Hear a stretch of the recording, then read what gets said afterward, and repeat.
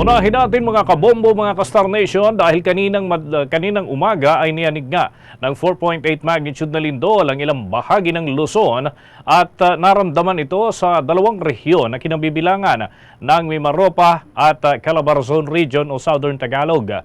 Naitala ito kaninang bandang alas 9:53 ng umaga o bago mag alas 10. May ilalim yan na 10 kilometro at tectonic ang pinagmulan o resulta ng paggalaw ng tectonic plates sa naturang mga lugar.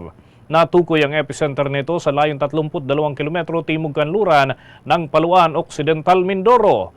Ang reported intensities mga kabombo ay may intensity 2 dyan sa may Tagaytay City sa lalawigan ng Cavite.